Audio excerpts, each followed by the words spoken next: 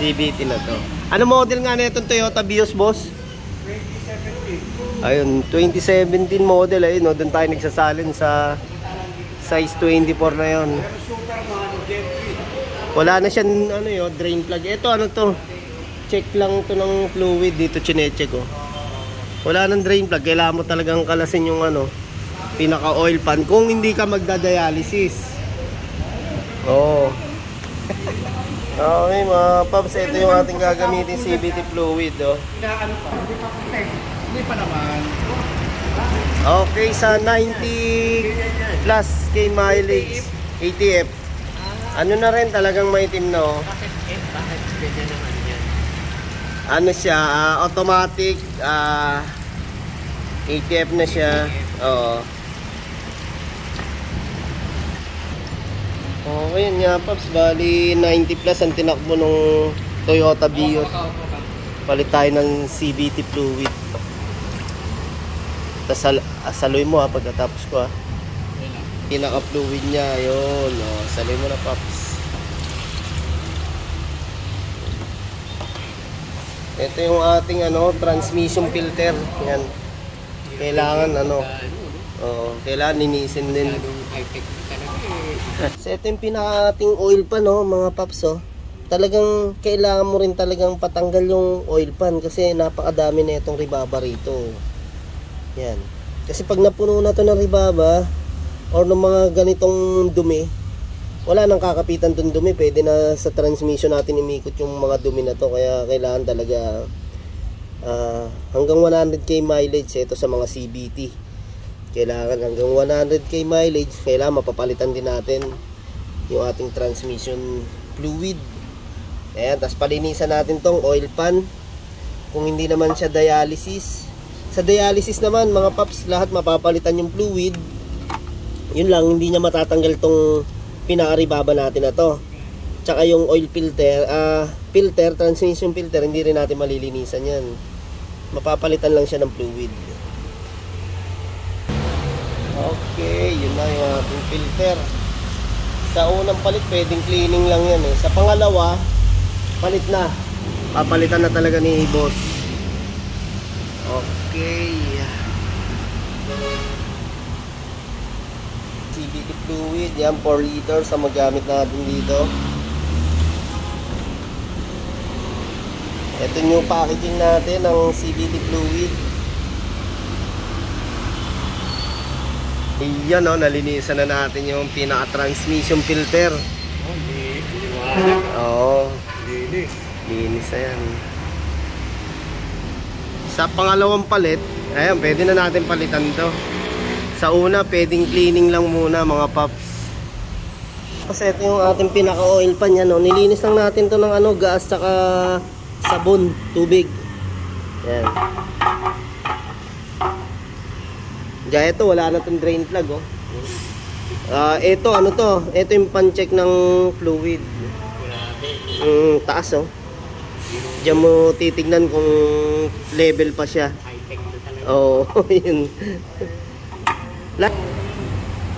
Pag tumagas yun lang may lang yung mga ganyan yan yung magnet natin. Huwag natin kalimutan yung pinaka-magnet. Pang absorb ng dumi tsaka ribaba. Okay, punasan pa natin bago natin isalpak yung oil pan.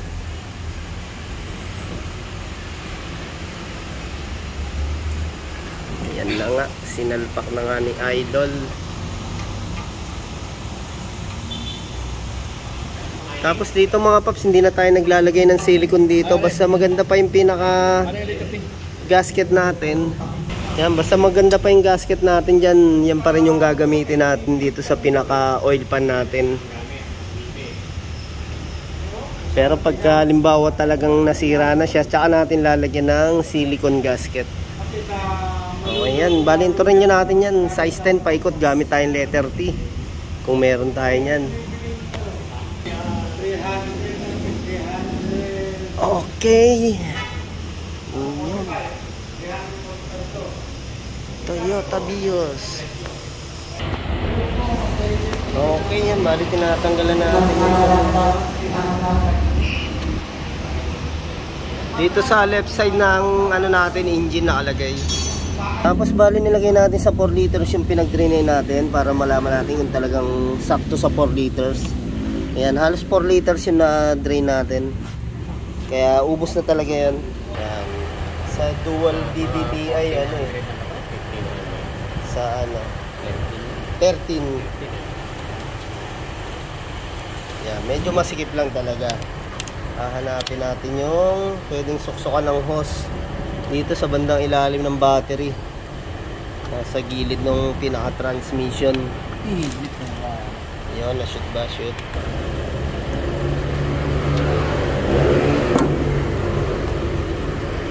Okay, yan ang sinasalina na natin. Napakaganda ng CVT fluid.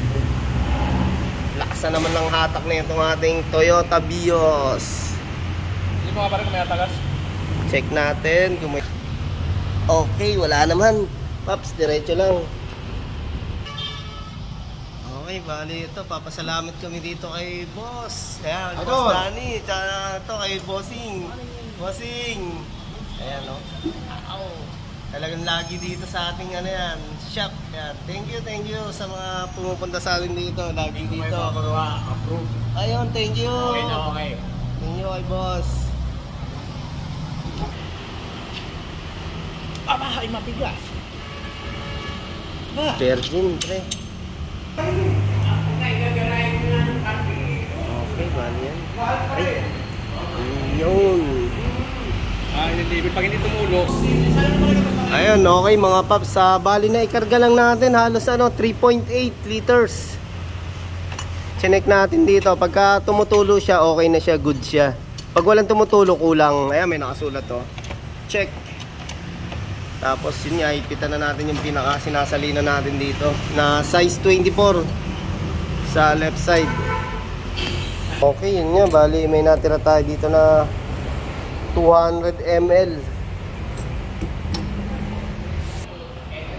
Okay, maraming salamat. Ito ang Kulokay Garage. Tapos natin pagpalit ng CVT fluid Toyota Vios.